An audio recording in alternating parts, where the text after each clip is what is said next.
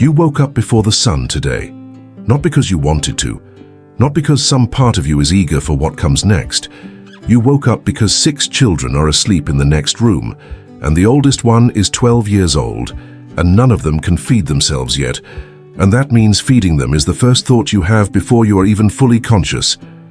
You are one of more than 21 million people who make up what France calls the Third Estate. Merchants, craftsmen, farmers, street vendors, laborers, 97% of the population of an entire country. And every single one of you carries the same invisible weight. You sustain a system that has never once asked your name. Your husband died 8 months ago, tuberculosis. It took almost a year to finish him. By the end, you had already begun grieving while he was still breathing, because that was the only way to keep functioning. You have 6 children. The oldest is 12. The youngest still nurses. You are a laundress. Every day you carry other people's dirty clothes on your back, walk to the Seine before the city is fully awake, kneel on wet stone that stopped hurting your knees around the 3rd year because your knees simply gave up sending the message, and you wash for hours, with your hands inside water that carries everything the city doesn't want anymore. Sewage, slaughterhouse runoff, the discharge from hospitals that kill more patients than they save. For this you earn 14 sous a day. A loaf of bread costs almost all of that. You did the math this morning. You did it again on the walk. You did it again while you were kneeling in the water. The numbers don't close, the numbers never close, but you keep calculating, because stopping means admitting there is no solution, and you cannot admit that. Not yet. Not while 6 mouths are waiting. 2 kilometers away in the Palace of Versailles, King Louis XVI and Queen Marie Antoinette slept in chambers larger than your entire block. The budget for a single royal banquet could feed your neighborhood for a month. While the monarchy debated which wine to serve and which musicians to hire, you and 21 million people, exactly like you, paid taxes on the grain you ground, the salt you used, the land you worked but did not own, to fund wars you never voted for and luxuries you would never see. And today, while you are washing someone else's clothes to buy bread that won't last until tomorrow night, Paris is about to explode. Not metaphor. Fire. Screaming. The sound of a city that has reached its limit and decided that limits are a choice. Today is July 14th, 1789. Today, what the world will later call the French Revolution begins. But for you, widow, laundress, mother of 6, revolution is not a beautiful word. It is an urgent question. How long does a revolution last? And what happens to the people who can't stop working while it's happening? Your children can't wait for history to decide what comes next. Stay with me, because before we get to the guillotines and the speeches, and the kings losing their heads, you need to understand the world that created all of that. You need to feel it. Because this revolution didn't begin on July 14th. It began in bread lines. It began in whetstones by a river. It began in the gap between 14 sous and what 14 sous actually buys. It began with you. The math that never closes. Let's talk about the bread first. Because everything in 1789, France comes back to bread. Not bread as a side dish. Not bread as a preference. Bread as survival infrastructure. A working adult in this period needs roughly 2 pounds of bread per day just to function. A woman doing the physical labor you do, kneeling, lifting, carrying, walking, needs close to that. 6 children in various stages of growth need their portions. Your family requires somewhere between 8 and 10 pounds of bread every single day just to keep going. In a normal year, bread consumes roughly 50% of a laborer's daily wage. Already half of everything you earn, gone immediately to the most basic thing your body needs. What remains has to cover rent, firewood, the candles you can't really afford, the clothing that is wearing out faster than you can replace it, the medicine you can't afford so you don't buy it and hope instead. But 1789 is not a normal year. The harvest of 1788 was catastrophic. A spring drought cracked the soil across half of France. A summer hailstorm, enormous, 300 miles wide, recorded by terrified witnesses across multiple provinces, destroyed crops in a single afternoon in regions that had been carefully tended for months. The winter that followed was the coldest in living memory. The Seine froze. Mills stopped turning because the water beneath the ice wasn't moving. Livestock that survived the cold barely had enough to eat. By spring of 1789, grain stores are nearly gone, the new harvest is still months away, and bread prices have done something that should be impossible. They have climbed past what people can pay, not by a little, not uncomfortably high. Bread now costs between 80 and 90% of a daily laborer's wage. On your worst days, more. Think about that number for a moment. You work a full day, from before dawn to after dusk, kneeling in the cold water of the Seine, washing the linen of families who will not learn your name. And you receive 14 sous. You spend 13 of them on bread. You have 1 sou left, one for rent, for firewood so your children don't freeze, for the milk you can no longer afford for the baby, for everything else that a human life requires beyond bread. The number doesn't close because it cannot close, and this is not unique to you. This is happening to hundreds of thousands of people in Paris alone. Every bread line in the city has been growing longer since autumn. You arrive before the bakery opens, and there are already 40 people ahead of you. Sometimes you wait 2 hours.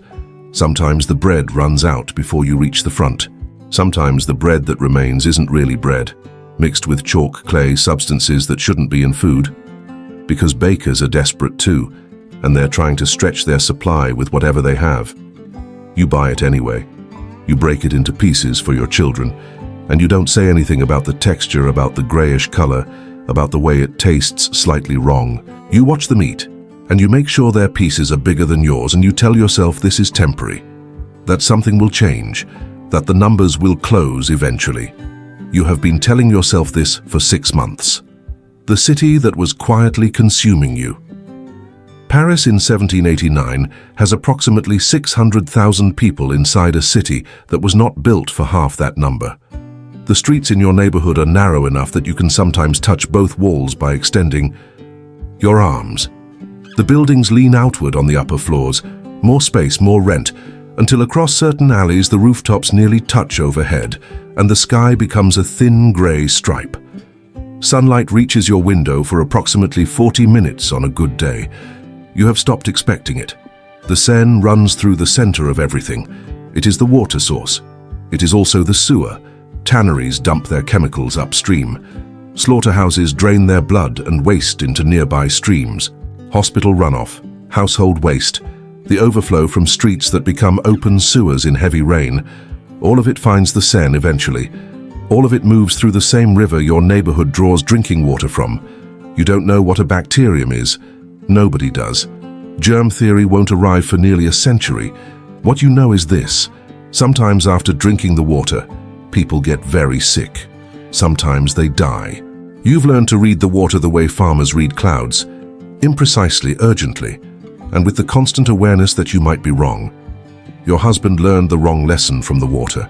Or maybe it wasn't the water. Maybe it was the crowded room where you all slept, breathing the same air for years. Tuberculosis doesn't announce itself. It just arrives. A cough that doesn't leave. A slow retreat of weight.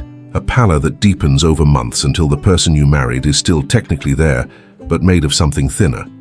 You watched it happen, and you kept working, because stopping didn't cure tuberculosis, and it did guarantee that your children wouldn't eat. Dysentery moves through your building every summer. Once one child gets it, the clock starts for the others.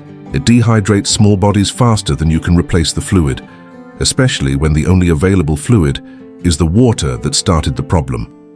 2 summers ago, you lost 3 weeks of wages nursing children through it, while simultaneously trying to work enough not to be evicted. You don't know how you got through those 3 weeks. You simply did, and then it was over, and you kept going. There are hospitals in Paris. The Hôtel Dieu near Notre Dame is the largest.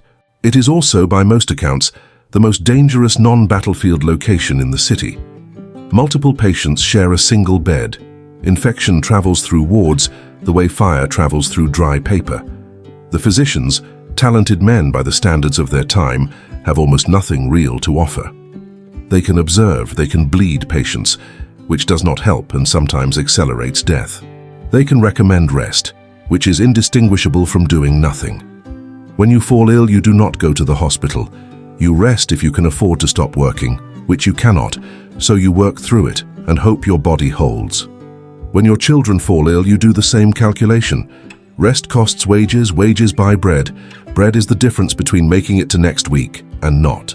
You make the calculation and you make it without guilt, because guilt is a luxury and you don't have room for it. What you do have is a woman 3 floors up who knows which herbs do something useful. You don't know why they work. She doesn't fully explain it. But she has kept children in your building alive through fevers that should have been fatal, and that knowledge is worth more than anything the Hôtel Dieu offers. These networks of shared knowledge, of informal medicine, of quietly watching out for each other in ways that don't appear in any official record. This is the actual infrastructure of survival in 1789 Paris. Not the government, not the church. The woman 3 floors up who knows about the herbs. The weight of the world above you. Here's what you understand that the history books sometimes miss. You are not ignorant of the system. You never were. You know exactly who owns what. You know that the nobility, roughly 400,000 people out of 27 million, hold somewhere between 1/4 and 1/3 of all land in France and pay almost no taxes on it. You know that the church owns another 10% of the country's land and makes a voluntary gift to the crown every 5 years, deciding themselves how much to give, with nobody forcing them. You know that these two groups together, less than 3% of the population, control nearly half of France's productive wealth, while contributing almost nothing to its costs. You know this because you feel it in your 14 sous. The tax structure of Ancien Régime France is a masterpiece of extraction designed to protect those who need protection least. The taille, a direct tax on income and property, falls almost entirely on the third estate because nobles and clergy are exempt. The gabelle is a tax on salt, a necessity with no substitute, priced so high that salt smuggling became one of the most common crimes in France. There are road taxes, market taxes, taxes on buying and selling grain. And then on top of the royal taxes, you pay feudal dues to local lords, fees for using his mill to grind your grain, fees for using his oven, fees structured to ensure that no matter how hard you work, a portion of it flows upward to someone who did nothing to create it. And then there's the tithe, 10% of everything you produce, to the church, regardless of your circumstances. You are not taxed at your capacity, you are taxed past it. The system was not designed to take what you can give.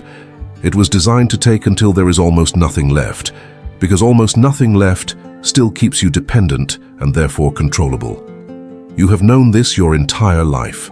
Your mother knew it. Her mother knew it. The question was never whether the system was fair. Everybody knew it wasn't fair. The question was whether there was anything that could actually change. And now, for the first time in your lifetime, something is actually changing. Before we get there, I want to ask you something. If you had been alive in 1789 Paris, working the bread lines, doing the math that doesn't close, watching everything you built get slowly consumed by a system designed to consume it, what would have pushed you over the edge? What would have made you decide that the risk of action was smaller than the certainty of staying still? Tell me in the comments, because the people who actually answered that question in 1789 were not extraordinary. They were people exactly like you. And while you think about that, if this kind of history is what you're here for, the kind that starts with wet knees on a riverbank instead of a king on a throne, go ahead and subscribe. Hit the bell. This channel is built for people who want to feel history, not just memorize it. Let's keep going. The day Paris decided it was done. You hear it before you see it. You are still at the river when the sound changes. Not a single sound. A frequency shift in the city's background noise, like when a storm is coming and you can feel it before you can name it. Something moving through the streets that doesn't sound like an ordinary crowd. You've heard rumors for weeks. The king dismissed Necker, his finance minister, the one who had at least proposed taxing the wealthy, and replaced him with someone loyal to the nobility. Troops have been spotted massing at the edges of Paris. 20,000 soldiers, some say. 30,000, say others. The National Assembly, the commoners who broke away from the Estates General and declared themselves France's true government, is about to be crushed before it can do anything real.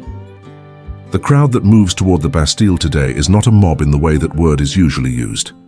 It is tens of thousands of individual human beings who have each made a decision.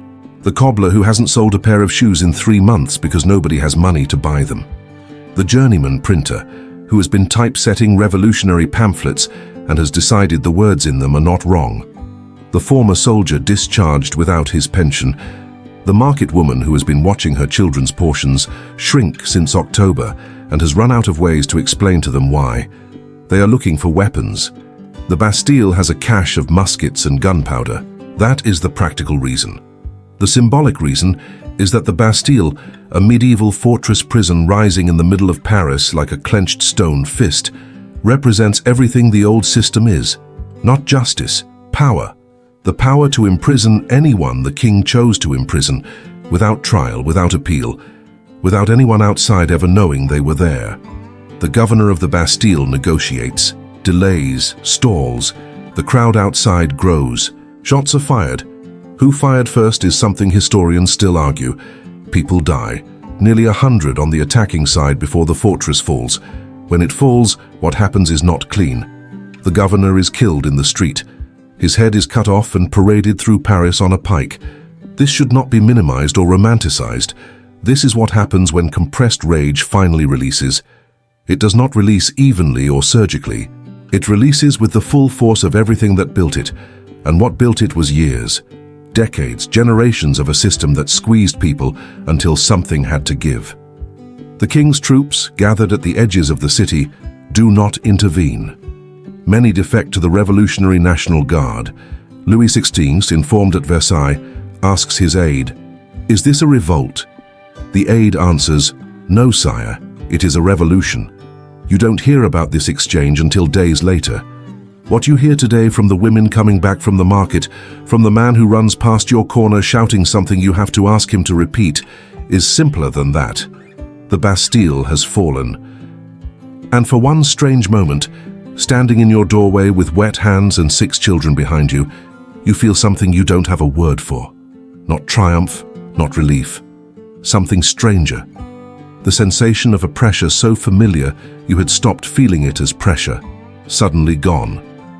Like removing a weight you'd been carrying so long, your body had reorganized itself around it. And then immediately, what comes next? What the revolution promised and what it delivered. Real things happen in the weeks after the Bastille. On the night of August 4th, in an extraordinary session of the National Assembly that runs until 2 in the morning, noble after noble stands and renounces feudal privileges, hunting rights, milling monopolies, tax exemptions, the dues your family has paid for generations, gone in a single night of legislative theatre that is also genuinely historic. On August 26th, the Declaration of the Rights of Man and the Citizen is adopted. Liberty, equality, the rule of law, the presumption of innocence. Words that have never appeared in French law before, words that carry inside them the possibility of a different kind of world. You hear about these things. You discuss them at the river with the other laundresses. You discuss them with the woman on the 3rd floor. There is something unfamiliar moving in your chest. Not quite hope, because hope has been dangerous for too long, and your body remembers that. But something next to hope. Something cautious and watchful and not yet willing to be named. October comes, and you are still hungry. The revolution has declared rights. It has abolished feudalism on paper. It has not produced bread. The harvest of 1789 is not much better than the one before it. Prices are still brutal, and the streets of Paris are full of the same people who were there in July, running the same impossible math on the same empty wages. Were you in that march, with 6 children at home, with wages you couldn't afford to lose for a day, let alone a march? Maybe not, probably not. But the women who went, some of them were also mothers. Some of them also had children waiting. They went anyway because they calculated that the alternative was watching those children slowly disappear into hunger. And the march, however dangerous, was at least moving towards something. But whether you were there or not, here is what happened when they arrived. They don't knock. That's the part that nobody who lives inside a palace has ever been able to fully prepare for. Not the arrival of a crowd. Crowds can be managed, dispersed, negotiated with. What you cannot prepare for is when the crowd stops negotiating, The women who marched 12 miles from Paris to Versailles in the rain on October 5th, 1789, are not a mob. They are mothers, market vendors, laundresses. Women who have been standing in bread lines since before dawn for months, watching the number on the scale get smaller, while the price on the board gets higher. Women who reached the specific point of exhaustion where the calculation flips, where staying is more dangerous than moving. They arrive at Versailles soaked through, mud on their skirts, some carrying pikes, some carrying kitchen knives, some carrying nothing but the weight of everything they've been absorbing since autumn. The king receives a delegation, makes promises, signs decrees about grain distribution. The delegation returns to the crowd outside. The crowd waits. Dawn comes. And something shifts. A portion of the crowd forces its way into the palace. Royal bodyguards are killed in the corridors, killed fast and without ceremony, because these women did not march 12 miles in the rain to be ceremonious. The Queen's chamber is breached. Marie Antoinette runs barefoot through a hidden passage, nightgown, no shoes, leaving behind a room that the crowd reaches seconds after she exits it. Seconds. Her bed is still warm. The king appears on the balcony. The crowd shouts. He agrees to return to Paris. What happens next is one of the strangest processions in history. The royal family, the king, the queen, the children, loaded into carriages. And around those carriages, stretching for miles behind them on the muddy road back to Paris, the women who came to get them. Some riding on the cannons they brought, some holding up pike tips with bread on them. Bread they took from the royal kitchens, bread the palace had while Paris starved. Singing, shouting, rain still falling. They brought the king home like a package, and the king, for the first time in his life, understood that the walls of Versailles were not protection. They were just walls. The economics of revolution, how the bottom fell out. Here is what nobody tells you about what happens after a revolution begins. The instability doesn't fall on everyone equally. The wealthy absorb instability. They have reserves, properties in multiple locations. The flexibility that wealth provides. If bread is scarce in Paris, they can arrange to get it elsewhere. If the currency loses value, they have assets that hold their worth. You don't. The revolutionary government inherits France's catastrophic finances. Louis XVI had been essentially bankrupt before the revolution. He'd been funding the American Revolution, among other expensive adventures, and the French state was buried in debt. The new government's solution is to nationalize church lands and issue paper money, called assignats, backed by the value of that confiscated land. In theory, a reasonable plan. In practice, they print more assignats than the land can support. Then, they print more. The more they print, the less each one is worth. Inflation begins to eat your wages from the inside. You earn the same number of sous, but those sous buy less every month. The bread that cost 13 sous in July costs 14 in September, 16 in November. By early 1793, it will cost more than you make in a day. The government introduces the law of the maximum, a legal price ceiling on bread and grain. If bread cannot be sold above a certain price, the logic goes, bread will remain affordable. The flaw is immediate and fatal. If bread cannot be sold above a certain price and producing bread costs more than that price, farmers stop producing bread, or they sell it through informal channels at real prices and report nothing, or they feed their grain to livestock rather than take a loss at the market. The law of the maximum doesn't fix the price of bread. It makes bread disappear. The government's solution to bread disappearing is to send soldiers into the countryside to take grain by force. This decision, more than almost any other, breaks something that might otherwise have held. The peasants who grew the grain, the same rural population that had cheered the fall of the Bastille, discovers that the revolution gave them rights in writing and is now stealing their harvest at gunpoint. The Vendée region of western France rises in open revolt. Hundreds of thousands of people who wanted the revolution to succeed turn against the government that claims to represent them. By 1793, the economic situation is measurably, verifiably worse than it was under Louis XVI. Currency is collapsing. Production across multiple sectors has slowed because price controls made production unprofitable. The urban poor of Paris, the people who made the revolution possible with their bodies, are worse fed than they were before the Bastille fell. You do the math every morning. The numbers are getting further from closing, not closer.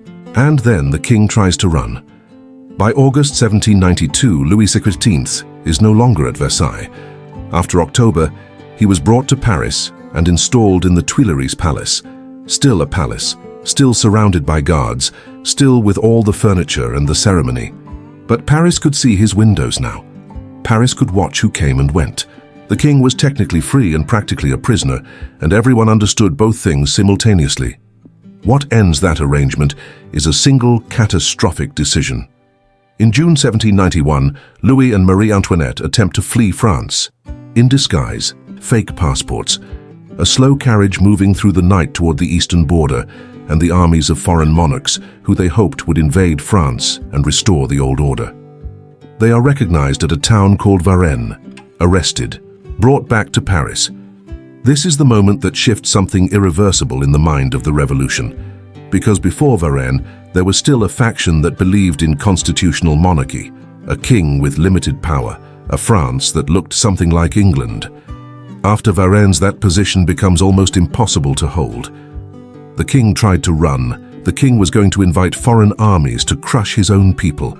The king was never going to accept the new France.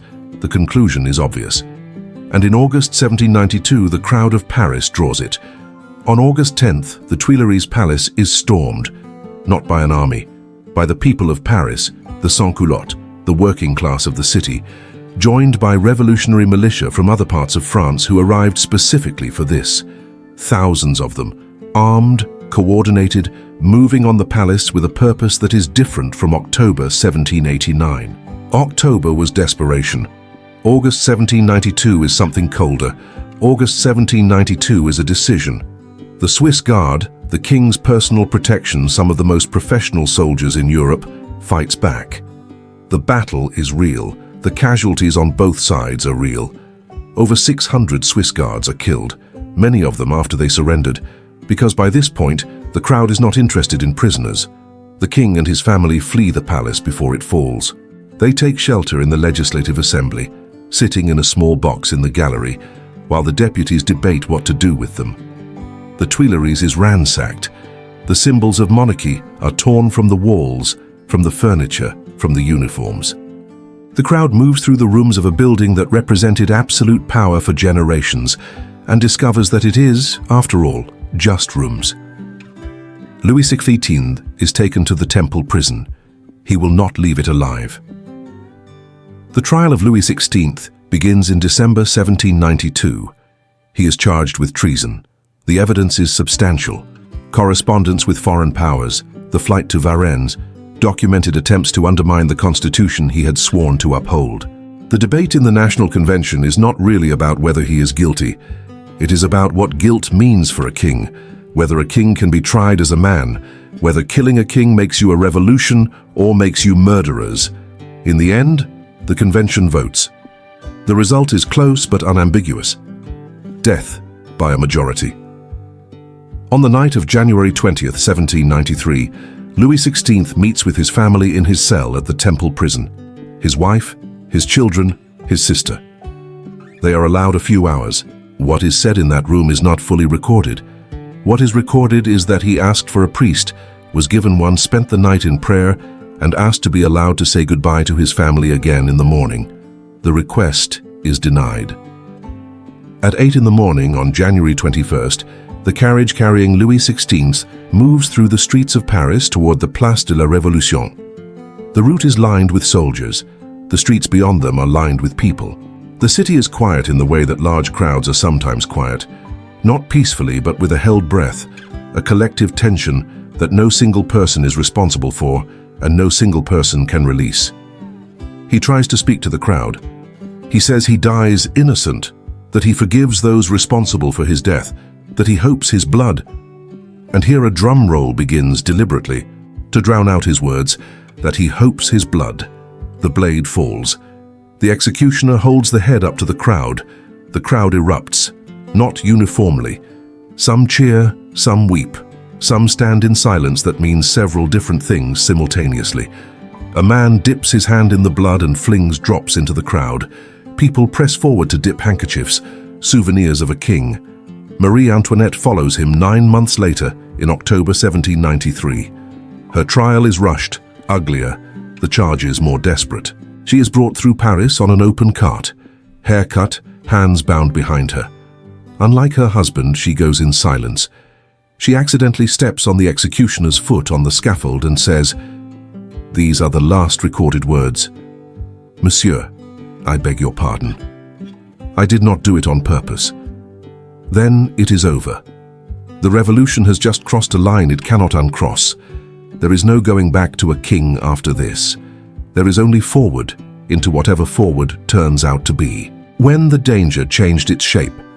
Here is the moment where survival in 1789 France becomes something genuinely new. For generations, the dangers were poverty, disease, hunger, violence from wars you didn't choose. These were brutal, but they were legible. You could strategize around them, work harder, eat less, stay away from the river water, keep your children inside during the worst of the epidemic seasons. In the Terror, the danger becomes something you can't strategize around, because now it is not poverty or disease or war that can kill you.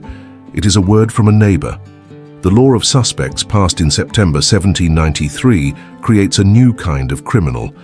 Anyone who by their behavior, their relationships or their words has shown themselves to be an enemy of liberty. Not by an action, by an impression. Committees of surveillance are established in every section of Paris. Every building has a superintendent who files reports. Every neighborhood has a committee of citizens, whose job is to watch other citizens. Denunciations pour into the revolutionary tribunal at a rate it struggles to process. Some are genuine, many are not. Some are settled scores. Some are property disputes expressed in revolutionary language. Some are simply the result of someone being afraid and deciding to report before they are reported. The tribunal processes accusations with extraordinary speed. There is no real presumption of innocence. There is minimal ability to mount a defense. Trials conclude in hours. Verdicts, once the accusation reaches a certain threshold, are effectively predetermined. The guillotine operates on the Place de la Révolution. It operates publicly, intentionally publicly. The crowds that gather are real, sometimes quiet, sometimes not, always aware that not attending can itself look suspicious, that watching too closely or not closely enough can be noted by someone with a notebook. The public execution is a performance that coerces its own audience. 16,000 people are officially executed during the Terror. Historians who include deaths in prison, killings in the provinces, and the brutal suppression of the Vendée estimate the total at somewhere between 40,000 and 200,000 people, depending on the boundaries of the count. These are people who survived the breadlines, who survived the hunger of 1788 and 1789, who survived the economic chaos of the early republic, who lived through everything poverty and disease could throw at them, and then they are accused by a neighbor, and they do not survive that. How you navigate the unnavigable. You develop a new kind of intelligence, not intellectual intelligence, something more immediate. The ability to read a room the way you read water, imprecisely but urgently, constantly, with the awareness that getting it wrong has consequences you cannot absorb. Who in this group is connected to the local committee? Who has recently lost someone and might be looking for someone to blame? Who has been quiet in a way that signals listening rather than disengagement? You make these assessments without thinking about making them. They become reflex. You learn to perform. The revolutionary identity has a costume. You wear the tricolor cockade without being asked. You use the word citoyen, citizen, instead of madame, which has been officially banned as an aristocratic remnant. You attend the public festivals where crowds celebrate liberty in choreographed displays that everyone understands are not entirely voluntary. You applaud at the right moments. You don't look sideways to check if the person next to you is applauding convincingly enough, because that look can itself be noted. You become two people. The public person who performs loyalty with practiced ease. The private person who holds her real calculations, her real fears, her real assessments of what is happening and what it means for 6 children who need her to still be alive next month. In a space so interior, it becomes almost inaccessible even to yourself. This is not unique to the French Revolution. Every period of political terror produces this split. It is one of the most consistent and least documented forms of human suffering, not dramatic enough for memorials, not physical enough for medical records. Just the sustained, exhausting work of maintaining a false surface over a true interior every day for months you cannot count in advance. Your children notice, the 12-year-old especially. He has your husband's perceptiveness and your caution, and sometimes you catch him reading rooms the same way you do, assessing, calculating, deciding what is safe to say. You don't know whether to be proud or heartbroken that he learned this from watching you. Probably both. You are almost certainly both. The specific mercy of small things. And yet, in the middle of all of this, the bread that doesn't stretch, the water that makes people sick, the neighbor you can't quite trust anymore, the tribunal that processes accusations faster than crops grow.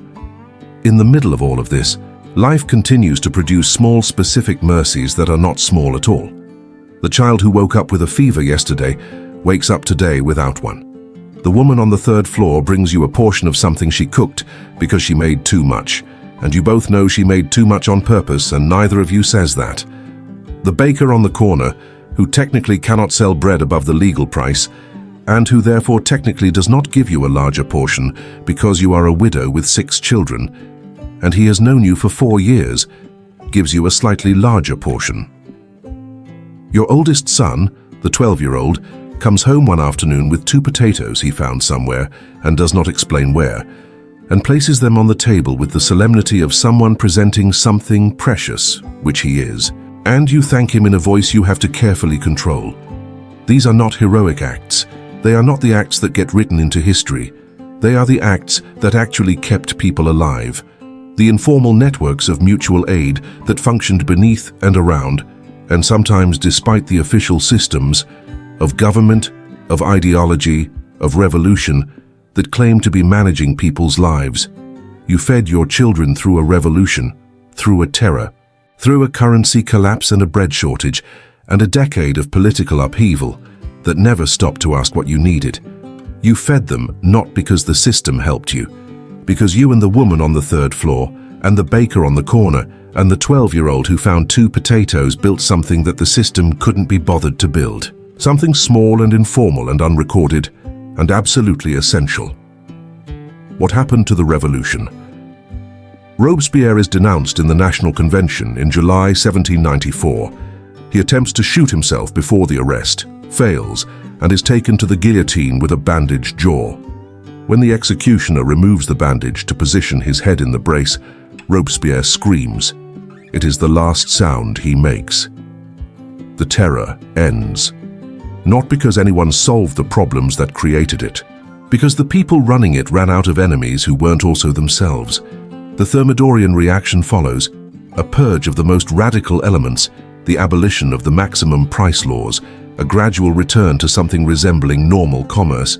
The Directory takes power, then stumbles through 5 years of continued instability. And in November 1799, a young general named Napoleon Bonaparte executes a coup that most of Paris is too exhausted to resist, because France has been running on adrenaline and terror for 10 years, and the promise of order, any order, is more appealing than the promise of another revolution.